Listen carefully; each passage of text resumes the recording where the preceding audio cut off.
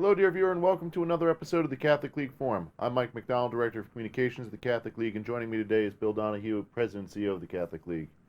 Bill, big news out of Hollywood this weekend. A big shakeup at Disney. Bob Chapek used to be CEO as of Sunday night at around the same time as the big Elton John concert was shown the door, and Rob Iger is back in there as CEO. So once and future CEO, Rob Iger is now heading up Disney. Now, Rob Iger is no stranger to some of your work. You're no stranger to some of his. Can you tell us a little bit about some of your war stories with Disney? I took over in 1993, and 2 years later had it out with Bob Iger. Disney had just bought ABC.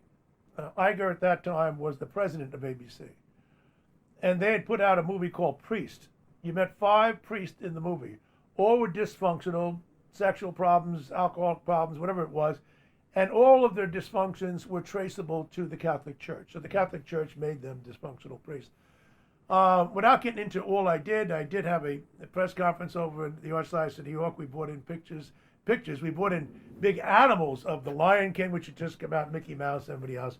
Disney employees showed up, and I threw them out of the Archdiocese, which Cardinal Connor said, well, okay. Anyhow, we took care of them, but that was just the first of many run-ins with Iger. In 1998, I formally engaged him because, you see, Disney, having acquired ABC, also acquired Miramax. That's Harvey Weinstein. You know, he's in prison, the sex addict. Harvey Weinstein and his brother Bob were distributing the Disney movies through Miramax. And they put out one anti-Catholic movie after another. 40 Days, 40 Nights, Butcher Boy. I can't even keep up with all the Dogma, all these crazy anti-Catholic movies. So we know who Robert Iger is. He's an anti-Catholic bigot, okay? You can't just put out one anti-Catholic movie after another. If you put out one anti-gay movie, you'd be labeled anti-gay for the rest of your life. I have a whole slew of problems with Iger, but he's not labeled anything because he's just, he's one of the Hollywood moguls. Right. Now, just to catch our dear viewer up to speed, over the year, Disney's found itself in some hot water with traditionalist-minded Americans, particularly with the education bill in Florida, the Parental Rights and Education Act, that Governor DeSantis signed into law, that prevents school teachers from teaching sexualized content, grooming children in kindergarten through 3rd grade. So good stuff there, but Disney found themselves in the midst of that, and Bob Chapek sort of became the figurehead, so to speak, of the Disney opposing the anti-grooming legislation in Florida. Do you think that this change is sort of a signal that maybe Disney got the message, Disney's doubling down on their perversions? No, Disney did not get the message. I'm absolutely convinced of that. Some people in Disney perhaps have, but not the higher up people.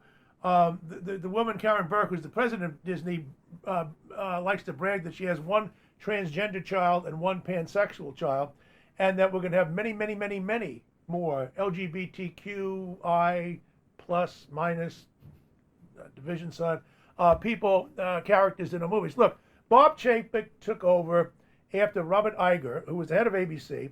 He succeeded Michael Eisner, who also was putting out anti-Catholic fare. They've had a real problem with Disney at the top. So Iger comes in, continues the Eisner track. So he leaves here after he's grooming Chapek. He was handpicked by him for 3 years. And Chapek lasts for about 2-3 years. And guess what happens? This whole thing hits the fan with DeSantis and the Parental Rights Bill to stop kids from being sexualized, from stopping. What DeSantis wanted to do is to stop the teachers from asking the little kids,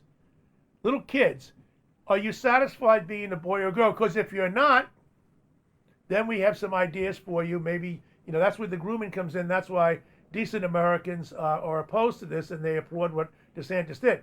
Chapek initially was pressured to get involved and to jump into the fray and say that Disney is opposed to the DeSantis bill protecting parental rights. He resisted that, to his credit. But then the LGBTQ mob started in, they pressured him, and he gave in. But he gave in after, this is important, people, he gave in after, on March the 7th it was, of this year, after February the 24th, when Bob Iger, who's now still in retirement, Right. he's got an eye on coming back, right? Yep. He undermines Chapek. He goes out publicly and tweets that he's on the side of the people who are opposed to DeSantis and the bill. Well, that put even more pressure on Chapek. And then within 2 weeks, on the 11th of March, he has to come out and fold. And then 3 days later, maybe September, I think it was March the 7th, he folded. And a couple of days later, on the 11th, he apologized. So the point is that Iger helped drive the conversation against Chapek. And now that Chapek is gone, Iger says he wants to work closely with the creative team. Their idea of creativity is to having two women kiss on the screen in the latest movie, Lightyear, which is not going out too well in the box office. No. And by the way, they won't show it to the communist Chinese. They won't allow it in, the slave masters. They won't show it to the Muslim despots, okay, Right. because they won't let it in. But you religious Americans who don't want to see gay coupling and gay scenes for little kids, too bad for you. Disney thinks you should be re-educated, so that's why it's coming to the big screen here in the United States, but not over in the Middle East or in communist China. Yeah, so ultimately this does seem to be more for financial reasons than waking up morally. Disney's one of the worst performers on the Dow Jones Industrial Average this year. They got hostile takeover attempts coming from all these sort of investment firms going in there and trying to buy them out. So it seems more like they're doubling down Well, than... it does deal with the finances, but remember, Chapek inherited some problems that Iger gave him. That Disney Plus streaming thing hasn't worked out. No. So, and the other thing is this is one of the more startling things. It wasn't purely financial. Obviously, it's a business, so, we're a business too. Everybody has to pay the bills. We get that. But Iger, in an interview before he came back with CNN's Chris Wallace, formerly of Fox News, he comes out and says back in February, he taped the show, I think late February, beginning of March. Right. And then it aired a little bit later, I think in the end of March. He came out and said the reason why he's opposed to parental rights is for moral reasons. He said, we're doing this because there's a right and a wrong. Well, he's right about that. There is a right and a wrong. Where he's wrong is in taking the side against parental rights, Right. getting in bed with the LGBT extremist. So he's trying to insert a moral principle. We'd love to have that debate with Robert Iger on the morality of sexualizing and eroticizing the culture. We'd like to have that debate. Yeah. Well, Bill, a bit of a short week, so we really dove into Disney here, and I'm sure we're going to have a lot more to say, especially with Robert Iger at the helm. He's probably going to keep pushing this stuff. But it is Thanksgiving, and today you have out a very nice little tribute to the holiday. Can you give our dear viewer a good Thanksgiving wish? Well, most Americans are normal people, and so they're going to celebrate with their families. As everybody knows, there is a small but yet very loud, very vocal contingent of the woke mob, the left wings, who hate America, hate Western civilization, they hate God, they hate human nature. Many of them can be found on your local college campus or in Hollywood or in Silicon Valley, and in fact on Wall Street, because Wall Street supports them. Don't ever think that Wall Street is there to support the average American. No. They sold out quite a while ago. And so while we will celebrate with families, you have to understand, going back to the 1940s in Germany in the Frankfurt School, all right, they started this war on the families. It's a form of cultural Marxism, and it's continued to this day. Why would radicals hate the family, Mike? Because they reject the idea, very similar to what's going on in Florida. They don't think that parents should have the rights to take care of their children. So then who should? The state, government. Because if the parents can bring up their kids, they'll probably do so in a traditional fashion. And this is not my opinion, by the way. Just read what Marcuse has said. Read what Adorno has said, Horkheimer, all of these people coming out of the 1940s who had a kind of a culturally Marxist view.